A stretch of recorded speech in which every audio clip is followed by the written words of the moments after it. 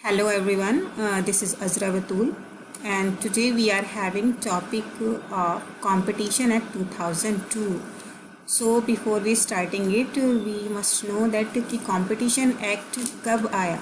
Competition act 2002 में आया था and it came into force on 1st September 2009. 2009 1st September को इसको फोर्स में आया था और it is replaced with MRTP act 1969. और इस एक्ट ने किसको रिप्लेस किया था? इस एक्ट ने रिप्लेस किया था MRTP एक्ट 1969 को. So before we starting we must know that what is competition and what is the meaning of competition. Competition का मीनिंग क्या है?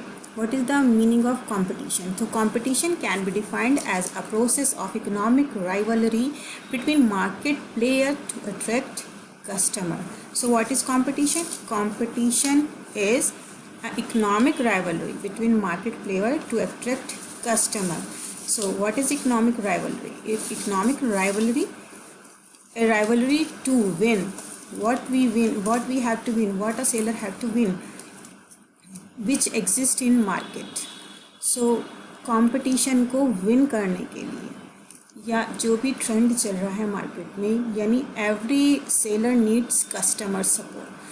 हर एक जो सेलर है वो चाहता है कि उसको कस्टमर का सपोर्ट मिले. उसको कस्टमर का सपोर्ट चाहिए तो उसको कस्टमर्स को अट्रैक्ट करना है, इसलिए कंपटीशन रखा जाता है. सो यही एक कंपटीशन होता है. फॉर एग्जांपल कि अगर मार्केट में बहुत सारे सेलर्स हैं with similar products, so buyer के पास चॉइसेस हो जाती हैं कि कौन सी शॉप से हम वो प्रोडक्ट परचेज़ करें. आप फॉर एग्ज़ाम्पल आप अगर पेन लेते हैं तो पेन में एक शॉपकीपर के पास 100 रुपीज़ वाला एक पेन है, तो आप क्या चाहेंगे? Buyer want maximum benefit with less prices. कम से कम प्राइस में उसे मैक्सिमम बेनिफिट मिल जाए. तो उसके लिए कंपटीशन क्या होता है कि वो कई शॉप्स पर ट्राई करता है. तो मार्केट में जिस शॉप पर उसे कम से कम प्राइजेस में कोई चीज़ अवेलेबल हो जाएगी वो उसी को प्रेफर करेगा. सो किस लिए होता है competition? To attract customers. Next is in pursuit to outdo rival enterprises market players either adopt fair means और indulge in unfair measures. So अब कंपटीशन को विन करने के लिए किसी भी मार्केट प्लेयर या सेलर के लिए दो प्रोसेस होते हैं, which is fair and unfair measures.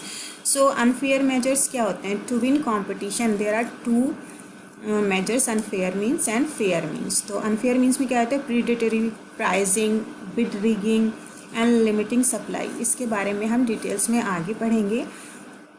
थोड़ा सा एग्जाम्पल समझ लेते हैं, ठीक है. कि एग्ज़ाम्पल के तौर पर कि अगर किसी भी शॉपकीपर को they have right to sell exclusive product and वो प्रोडक्ट सिर्फ उसी के पास अवेलेबल है और किसी के पास है ही नहीं, तो क्या कस्टमर जो है, कंज्यूमर जो है, वो मजबूर हो जाएगा उसी शॉपकीपर से वो गुड्स बाय करने के लिए. सो यहाँ क्या ये अनफेयर मीन आ जाता है, क्योंकि वो वहाँ पे अनड्यू एडवांटेजेस ले सकता है सेलर के. वो अपनी कंडीशन रख सकता है कि जिस तरह से वो उसे सेल करना चाहता है उसी तरह से कस्टमर उसे, कंज्यूमर उसे बाय करेगा. That is unfair mean. और इसी को कंट्रोल करने के लिए कंपटीशन एक्ट लाया गया. Next is However, in interest of consumer and the economy as a whole, it is necessary to promote an environment that facilitates fair competitive outcomes in the market, curb anti-competitive behavior, and discourage market player from adopting unfair means. So, क्या कहा गया है इसमें कि consumer के लिए मतलब वो फैसिलिटीज़ उसको और एक हेल्दी एनवायरनमेंट प्रमोट कराया जाए और कंपटीशन होना अच्छी बात है, लेकिन फेयर मीन्स हो. फेयर मीन्स क्या हो कि सेलर अपनी गुड्स की एफिशिएंसी बढ़ाए, कॉस्ट एफिशिएंसी बढ़ाए, गुड्स की जो क्वालिटी है वो अच्छी करे. That is fair means of competition. ये लॉफुल है और ये इसको प्रमोट किया जाता है क्योंकि ये फेयर मीन्स है. और डिस्करेज करे किसको? अनफेयर मीन्स को यहाँ पे डिस्करेज करने की बात की गई है. Next, benefits and needs of competition के बेनिफिट्स और नीड्स क्या है कंपटीशन के। First one is competition is now universally acknowledged as the best means of ensuring that consumer have access to the broadest range of services at the time most competitive prices. And next is competition is beneficial as it provides to consumers wider choice and provides seller with stronger incentives to minimize costs, so eliminating waste. अब यहाँ ये बात आती है कि ये तो बात साफ है कि बायर को कंपटीशन से बायर को जहाँ बेनिफिट होता है वहीं सेलर को क्या बेनिफिट हो रहा है, बायर को क्या बेनिफिट हो रहा है। बायर के लिए चॉइसेस हैं मार्केट में, जहाँ उसे सस्ता मिलेगा, जहाँ उसे रीजनेबल प्राइसेस मिलेगी, जहाँ उसे चॉइसेस मिलेगी, वो वहीं जाएगा, वहीं वो अट्रैक्ट होगा। बट सेलर के लिए यहाँ पर क्या बेनिफिट्स हैं। सेलर अपनी एफिशिएंसी बढ़ाएगा, कॉस्ट एफिशिएंसी बढ़ाएगा, वो नए इनोवेशंस लाएगा। नेक्स्ट इज़ वो अपनी टेक्नोलॉजी बेहतर करेगा, बेटर बनाएगा, रेनोवेशन करेगा, अपनी प्रोडक्ट क्वालिटी बढ़ाएगा। तो क्या इससे मतलब कंपटीशन, एक हेल्दी कंपटीशन क्रिएट होगा। सो बेनिफिशियल है ये और नीड भी है, दोनों को ही बेनिफिट इसमें, कंज्यूमर को भी और सेलर को भी। कंपटीशन दस promotes allocative and product efficiency, ये बात मैं पहले कह चुकी, प्रोडक्ट की एफिशिएंसी को प्रमोट करता है competition. But all this requires healthy market condition, and governments across the globe are increasingly trying to remove market imperfections through appropriate regulation to promote competitions. ठीक है। सो जैसे कि यानी जो मार्केट की एक हेल्दी कंपटीशन की बात यहाँ पर की गई है, और जिससे मतलब जो भी मार्केट में इम्परफेक्शंस हैं उनको यहाँ पे रेगुलेट किया जाए और एक हेल्दी इन्वायरमेंट यहाँ पर क्रिएट करने की बात कही गई है। तो ये आपकी नीड आ जाती हैं और इसकी मीनिंग्स आ जाता है।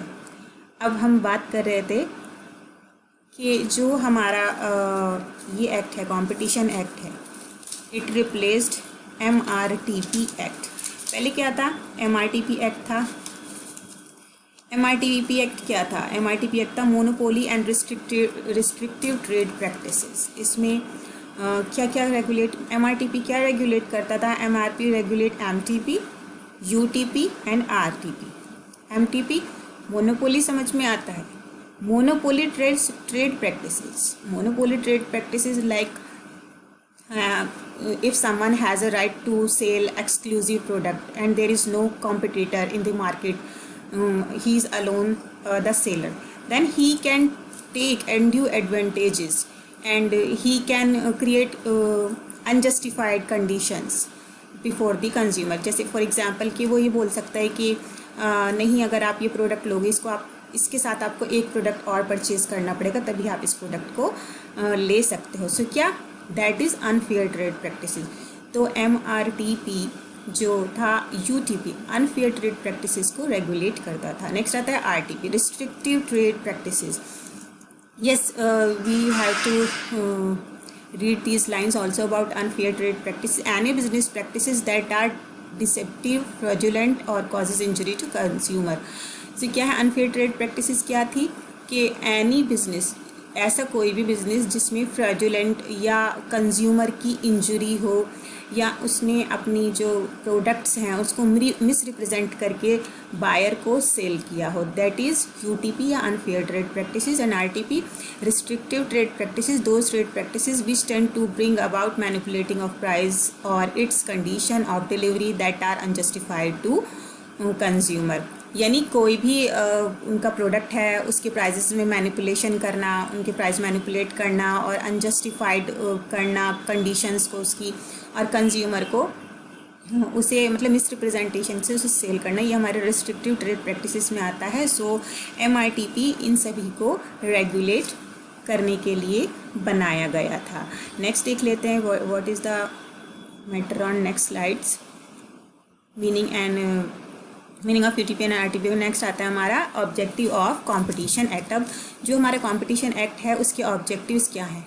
First, eliminate practices having adverse effect on competition, के ऐसा कोई भी कंपटीशन जिसमें कंपटीशन पर एडवर्स, ऐसी कोई भी प्रैक्टिस जिससे कंपटीशन पर एडवर्स इफेक्ट पड़े, उसको एलिमिनेट करना।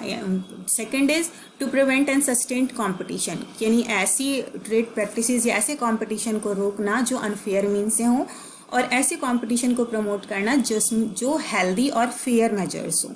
नेक्स्ट है to protect the interest of consumer. Yes, ये बात आती है, आपने कंज्यूमर प्रोटेक्शन एक्ट पढ़ा होगा, that was also promote to protect the interest of consumer.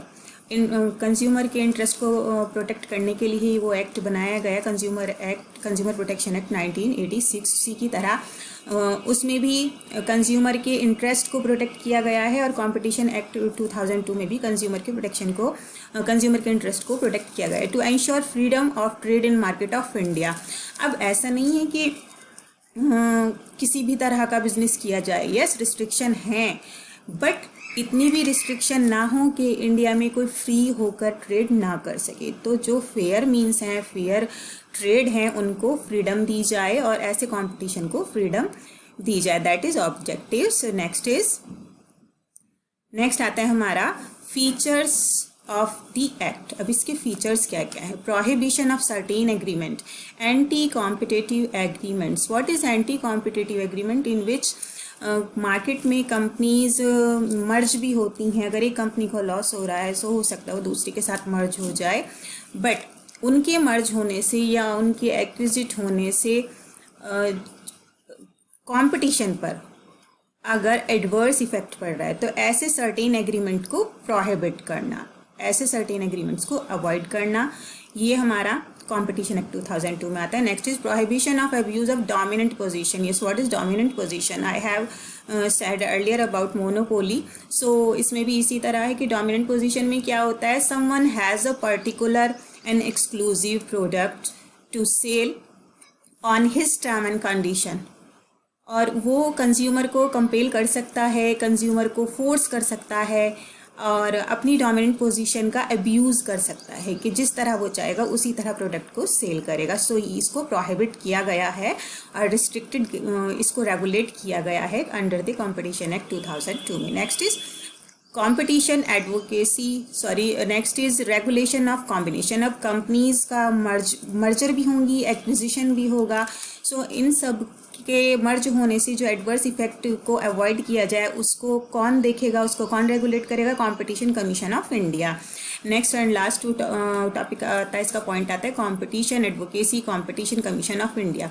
और मार्केट में कंपनीज के मर्ज होने से या एक्विजिट होने से उनमें जो इश्यूज़ क्रिएट होते हैं, जो प्रॉब्लम्स आती हैं, उनको सॉल्व करने के लिए competition advocacy, competition commission of India उसको रेगुलेट करता है, उसकी देख रेख करता है। सो ये आज हमारा टॉपिक था कॉम्पिटिशन एक्ट 2002, जिसके बारे में हमने इसका मीनिंग, इसके फीचर्स, MRTP एक्ट, इसके ऑब्जेक्टिव्स, ये सभी हमने स्टडी कर लिए हैं। आई होप कि आप सबको समझ में आया होगा। सो इसके ब्रीफली एक्सप्लेनेशन जो होगी हमारी जूम क्लासेस में होगी। So till then stay healthy, stay fit, thank you and bye bye.